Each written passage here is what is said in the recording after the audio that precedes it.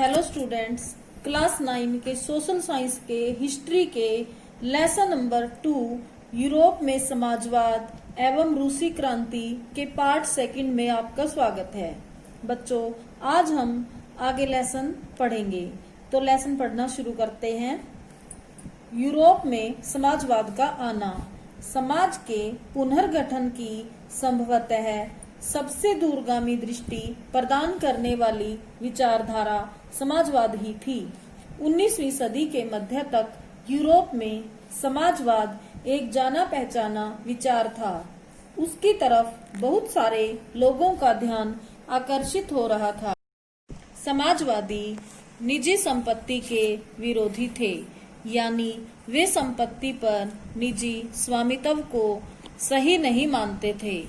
उनका कहना था कि संपत्ति के निजी स्वामित्व की व्यवस्था ही सारी समस्याओं की जड़ है। वे ऐसा क्यों मानते थे?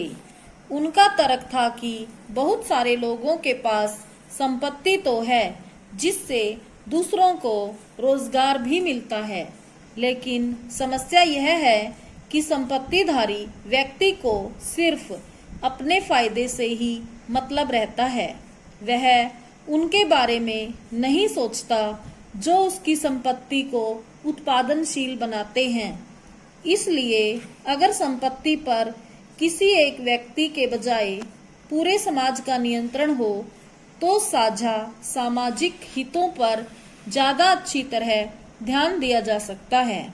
समाजवादी इस तरह का बदलाव चाहते थे और इसके लिए उन्होंने बड़े पैमाने पर अभियान चलाया। कोई समाज संपत्ति के बिना कैसे चल सकता है? समाजवादी समाज का आधार क्या होगा? समाजवादियों के पास भविष्य की एक बिल्कुल भिन्न दृष्टि थी। कुछ समाजवादियों को कोऑपरेटिव यानी सामूहिक उद्यम के विचार में दिलचस्पी थी। इंग्लैंड के जाने माने उद्योगपति रॉबर्ट ओवेन ने इंडियाना में नया समन्वय के नाम से एक नए तरह के समुदाय की रचना का प्रयास किया।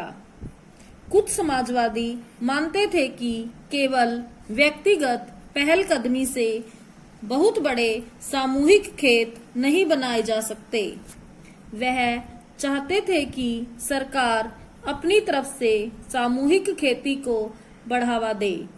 उदाहरण के लिए फ्रांस में लुई ब्लांक चाहते थे कि सरकार पूंजीवादी उद्यमों की जगह सामूहिक उद्यमों को बढ़ावा दे। कोऑपरेटिव ऐसे लोगों के समूह थे जो मिलकर चीजें बनाते थे और मुनाफे को प्रत्येक सदस्य द्वारा किए गए काम के हिसाब से आपस में बांट लेते थे। कार्ल मार्क्स और फ्रेडरिक एंगेल्स ने इस दिशा में कई नए तर्क पेश किए। मार्क्स का विचार था कि औद्योगिक समाज पूंजीवादी समाज है।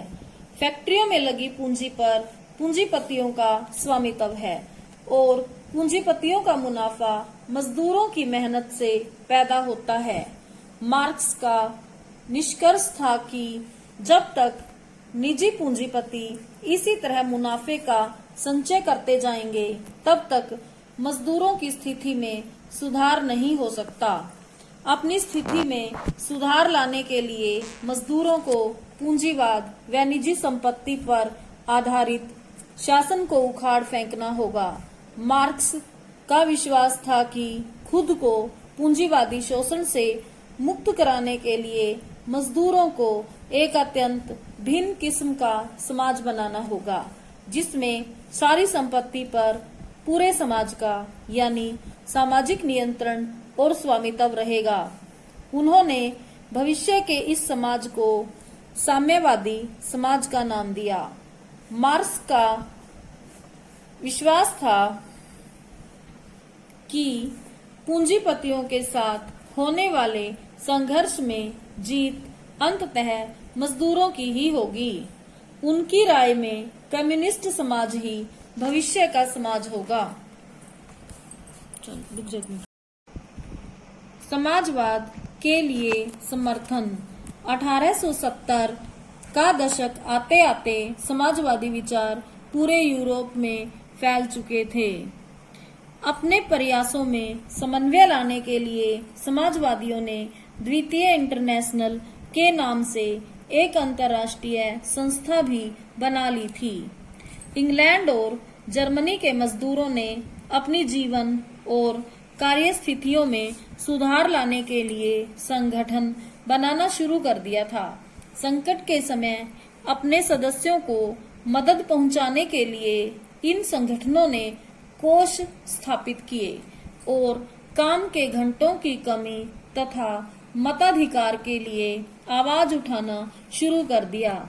जर्मनी में सोशल डेमोक्रेटिक पार्टी के साथ इन संगठनों के काफी गहरे रिश्ते थे और संसदीय चुनावों में वे पार्टी की मदद भी करते थे। 1905 तक ब्रिटेन के समाजवादियों और ट्रेड यूनियन आंदोलनकारियों ने लेबर पार्टी के नाम से अपनी एक अलग पार्टी बना ली थी। फ्रांस में भी सोशलिस्ट पार्टी के नाम से ऐसी ही एक पार्टी का गठन किया गया, लेकिन 1914 तक यूरोप में समाजवादी कहीं भी सरकार बनाने में कामयाब नहीं हो पाए। संसदीय राजनीति में उनके प्रतिनिधि बड़ी संख्या में जीतते रहे। उन्होंने कानून बनवाने में भी अहम भूमिका निभाई, मगर सरकारों में रूढ़िवादियों, उदारवादियों और रेडिकलों का ही दबदबा बना रहा। चित्र नंबर 2, यह पेरिस कम्यून 1871 का एक चित्र है। इस चित्र में मार्च और मई 1871 के बीच हुए जन विद्रोह को दर्शाया गया है। यह ऐसा दौर था जब पेरिस की नगर परिषद पर मजदूरों, आम लोगों, पेशेवरों और राजनीतिक कार्यकर्ताओं को लेकर बनाई गई जन सरकार ने कब्जा कर लिया था। यह उथल-पुथल फ्रांसीसी सरकार की नीतियों के प्रति बढ़ते असंतोष के कारण पैदा हुई थी। यद्यपि पेरिस कम्यून को अंततः सरकारी टुकड़ियों ने कुचल डाला, लेकिन दुनिया भर के समाजवादियों ने समाजवादी क्रांति की पूर्व पीठिका के रूप में इसका जमकर जश्न मनाया। पेरिस कम्यून को 2 और चीजों की वजह से आज भी याद रखा जाता है। एक, मजदूरों के लाल झंडे का उदय इसी घटना से हुआ था। कम्युनार्डों ने अपने लिए यही झंडा चुना था। 2, मार्सेयेस के लिए, जो इस घटना के बाद पेरिस कम्यून और मुक्ति संघर्ष का प्रतीक बन गया। उल्लेखनीय है कि इस गीत को मूलतः 1792 में युद्ध गीत के रूप में लिखा गया था। सौजन्य लंदन न्यूज 1871। रूसी क्रांति।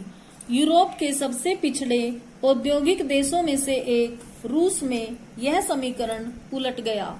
1917 की अक्टूबर क्रांति के जरिए रूस की सत्ता पर समाजवादियों ने कब्जा कर लिया। फरवरी 1917 में राजशाही के पतन और अक्टूबर की घटनाओं को ही अक्टूबर क्रांति कहा जाता है। ऐसा कैसे हुआ? क्रांति के समय रूस के सामाजिक और राजनीतिक हालात कैसे थे? इन सवालों का जवाब ढूंढने के लिए आइए क्रांति से कुछ साल पहले की स्थितियों पर नजर डालें। रूसी साम्राज्य 1914 में रूस और उसके पूरे साम्राज्य पर जार निकोलस द्वितीय का शासन था। मॉस्को के आसपास पड़ने वाले भू क्षेत्र के अलावा आज का फिनलैंड, लातविया, लिथुआनिया, एस्तोनिया तथा पोलैंड, यूक्रेन व बेलारूस के कुछ हिस्से रूसी साम्राज्य के अंग थे।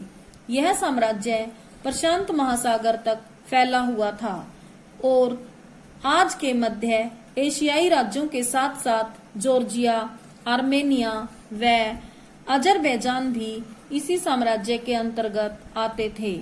रूस में ग्रीक ऑर्थोडॉक्स चर्च से उपजी शाखा रूसी ऑर्थोडॉक्स क्रिश्चियनिटी को मानने वाले बहुमत में थे, लेकिन इस साम्राज्य के तहत रहने वालों में कैथोलिक, प्रोटेस्टेंट, मुस्लिम और बौद्ध भी शामिल थे। बच्चों, आज हम लेसन इतना ही पढ़ेंगे। धन्यवाद।